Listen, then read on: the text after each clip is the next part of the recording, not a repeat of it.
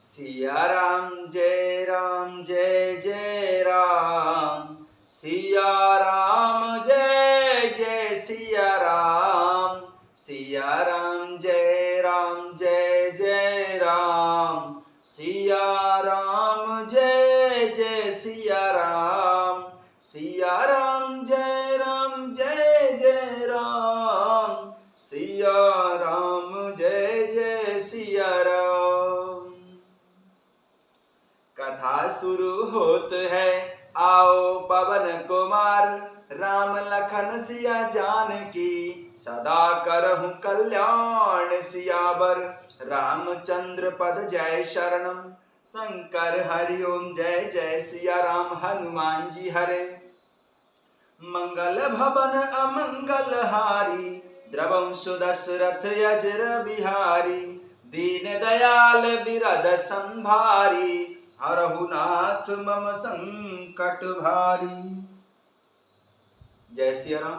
सभी भक्तों का बहुत बहुत स्वागत है। हम सभी मिलकर राजा प्रताप भानु की कथा का प्रसंग श्रवण कर रहे हैं। यह कथा बहुत ही महत्वपूर्ण और ज्ञानवर्धक है। राजा प्रताप भानु कालांतर में राक्षस राज रावण हुआ था। एक धर्मात्मा और पुण्यात्मा और भगवान के चरणों में इतना प्रेम रखने वाला राजा प्रताप भानु कैसे राक्षस हुआ, आइए श्रवण करते हैं। जय सिया राम। जाने नृपहि आपन आधीना, बोला तापस कपट प्रवीणा। सत्य कहऊँ भूपति सुनतो ही, जग नाहिन दुर्लभ कछु मोही। राजा को अपने अधीन जानकर कपट में प्रवीण तपस्वी बोला, हे राजन सुनो, मैं तुमसे सत्य कहता हूँ, जगत में मुझे कुछ भी दुर्लभ नहीं है। अवश्य काज मैं करहूँ तोरा, मन तन बचन भगत ते मोरा। जोगा जुगत तप मंत्र प्रभाऊ, फल है तब है जब करहूँ दुराऊ। मैं तुम्हारा काम अवश्य करूँगा, क्योंकि तुम मन वाणी और शरीर तीनों से मेरे भक्त हो। पर योग युक्ति तप और मंत्र का प्रभाव तभी फलीभूत होता है जब वे छिपा कर किए जाते हैं। जो नरेश मैं करऊं रसोई, तुम परसहु मोए जान न कोई। अन्न सो जोई जोई भोजन करही, सोई सोई तब आयसु अनुसरही। हे नरपति, मैं यदि रसोई बनाऊं और तुम उसे परोसो और मुझे कोई जानने ना पावे, तो उस अन्न को जो जो खाएगा सो तुम्हारा आज्ञाकारी बन जाएगा। पुण्य तिन के ग्रह जय बई जो, तब बस होई भूप सुन सो। जाय उपाय रचे नृप एहूं, संबत भर संकल्प करे हूँ। यही नहीं, उन भोजन करने वालों के घर भी जो कोई भोजन करेगा, हे राजन सुनो, वह भी तुम्हारे अधीन हो जाएगा। हे राजन, जाकर यही उपाय करो और वर्ष भर भोजन कराने का संकल्प कर लेना। नित नूतन ध्वज सहस सत, बरेहु सहित परिवार सियरम। मैं तुम्हारे संकल्प लगे, दिन करब जीवनार सियावर। रामचंद्र पद जय शरणम, शंकर हरि ओम जय सिया राम। हनुमान जी हरे, मंगल भवन अमंगल हारी। द्रवंश दशरथ अजर बिहारी। नित्य नए 1 लाख ब्राह्मणों को कुटुंब सहित निमंत्रित करना। मैं तुम्हारे संकल्प के काल अर्थात 1 वर्ष तक प्रतिदिन भोजन बना दिया करूंगा। एहि विधि भूप कष्ट यति थोरे, होयहु सकल विप्र बस तोरे। करहनि विप्र हो मख सेवा, तेहि प्रसंग सहज बस देवा। हे राजन, इस प्रकार बहुत ही थोड़े परिश्रम से सब ब्राह्मण तुम्हारे बस में हो जाएंगे। ब्राह्मण हवन यज्ञ और सेवा पूजा करेंगे तो उस प्रसंग संबंध से देवता भी सहज ही बस में हो जाएंगे। और एक तोहे कहूँ लखाऊ, मैं एहि भेष न आयु बकाऊ। तुमरे उपरोहित कहूँ राया, हरि आनब मैं कर निज माया। मैं एक और पहचान तुमको बताए देता हूँ कि मैं इस रूप में कभी नहीं आऊंगा। हे राजन, मैं अपनी माया से तुम्हारे पुरोहित को हर लाऊंगा। तप बलत ही कर आप समाना, रखे हम यहाँ बरस परबाना। मैं धरता सुबह ससुन राजा, सब विधि तोर संवारब काजा। तप के बल से उसे अपने समान बनाकर 1 वर्ष तक यहाँ रखूंगा।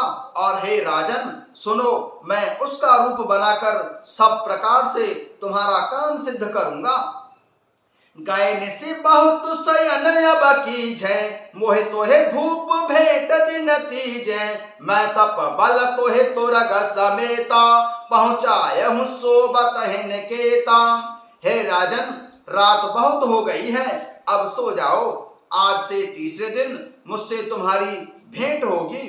तप के बल से मैं घोड़े सहित तुमको सोते ही घर पहुंचा दूंगा। मैं आओ बसोई भेष धर, पहचाने तब मोहि सिया राम। जब एकांत बुलाए सब, कथा सुनाबहु तो हे सियावर। रामचंद्र पद जय शरणम, शंकर हरि ओम जय जय सिया राम।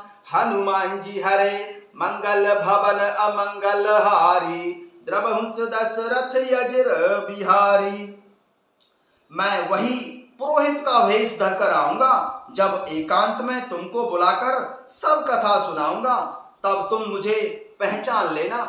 कपटी मुनि के माया जाल में राजा प्रताप भानु पूरी तरह फंस चुका है। शयन कीनन आय सुमानी, आसन जाय बैठो छल ज्ञानी। श्रमित भूप निद्रायति आई, शोक में शोभ सोच अधिकाई।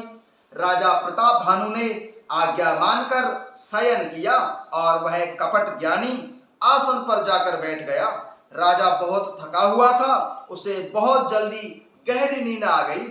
पर वह कपटी कैसे सोता, उसे तो बहुत चिंता हो रही थी। काल के तु निश्चर तह आबा, जेहि सो कर होय नृपहि भुलाबा। परम मित्र तापस नृप केरा, जानहि सो अति कपट घनेरा। उसी समय वहां काल केतु नामक राक्षस आया, जिसने सुअर बनकर राजा को भटकाया था। वह तपस्वी राजा का बड़ा मित्र था और खूब छलबल प्रपंच जानता था। तेहि के सत सुत अरु 10 भाई, खल अति अजय देव दुखदाई। प्रथम है भूप समर सब मारे, विप्र संत सुर देखे दुखारे। उसके 100 पुत्र और 10 भाई थे, जो बड़े ही दुष्ट, किसी से न जीते जाने वाले और देवताओं को दुख देने वाले थे। ब्राह्मणों, संतों और देवताओं को दुखी देखकर राजा प्रताप भानु ने उन सबको पहले ही युद्ध में मार डाला था। तेहि खल पाक्षिल बयर सभारा, तापस नप मिले मंत्र विचारा। जेहि पोछय सोई रचहि उपाऊ, भाभी बस न जान कछुराऊ। उस दुष्ट ने पिछला वैर याद करके तपस्वी राजा से मिलकर सलाह विचारी और भयानक षड्यंत्र रचा, और जिस प्रकार शत्रु का नाश हो वही उपाय किया। भावी बस राजा प्रताप भानु कुछ भी समझ नहीं सका। रिपु तेजसी अकेल अपि, लघु कर गने न ताहु सियरम। अजहु देत दुख रवि ससहि, सिर अवशेष तराहु सियावर। रामचंद्र पद जय शरणम, शंकर हरि ओम जय जय सिया राम। हनुमान जी हरे मंगल भवन अमंगल हारी, द्रवंश दशरथ यजर बिहारी। तेजस्वी शत्रु अकेला भी हो तो भी उसे छोटा नहीं समझना चाहिए। जिसका सिर मात्र बचा था वह राहु आज तक सूर्य और चंद्रमा को दुख देता आ रहा है। तापस नृप निज सकहि निहारी, हरस मिले उठ भयउ सुखारी। मित्र है कही सब कथा सुनाई, जातु धान बोला सुख पाई। तपस्वी राजा अपने मित्र को देखकर बहुत ही प्रसन्न होकर मिला और बहुत ही सुखी हुआ। उसने मित्र को सब कथा कह सुनाई। तब राक्षस कालकेतु बहुत ही आनंदित होकर बोला, अब साधिव रिपु सुनऊ नरेशा, जो तुम कीन्ह मोर उपदेशा। परिहरि सोच रहे तुम सोई, बिन औषध बियाध विधि खोई। हे राजन सुनो, अब तुमने मेरे कहने के अनुसार इतना काम कर लिया है, तो अब मैंने मेरे शत्रु को काबू में ही कर लिया समझो। अब तुम चिंता त्याग कर सो जाओ। विधाता ने बिना ही दवा के रोग दूर कर दिया है। कुल समेत रिपुमूल बहाई, चौथे दिवस में लब में आई। तापस नृपहि बहुत परितोषी, चला महाकपटी अति रोषी। कुल सहित शत्रु को जड़ मूल से उखाड़ बहाकर आज से चौथे दिन मैं तुमसे फिर मिलने आऊंगा। इस प्रकार तपस्वी राजा को खूब दिलासा देकर वह महामायावी कालकेतु राक्षस और अत्यंत क्रोधी वहां से चला गया। भानु प्रताप ही बाज समेता, पहुंचाए सुक्षण माझ निकेता। नपह नारी पहि शयन कराई, है ग्रह बांधे सुबाजी बनाई। उस राक्षस ने राजा प्रताप भानु को घोड़े सहित क्षण भर में ही घर पहुंचा दिया। राजा को रानी के पास सुलाकर घोड़े को घुड़साल में अच्छी तरह बांध दिया। राजा के उपरोहि तहि हर ले गय बहोर सियरम, लय राखेस गिर खो हम माया कर मति भोर सियावर। रामचंद्र पद जय शरणम, शंकर हरि ओम जय जय सिया राम। हनुमान जी हरे, मंगल भवन अमंगल हारी, द्रवम सुदशरथ यजिर बिहारी। फिर वह राजा के पुरोहित को उठा ले गया और माया से उसकी वृद्ध बुद्धि को भ्रम में डालकर उसे उसने पहाड़ की खो में ले जाकर छुपा दिया। जय सिया राम।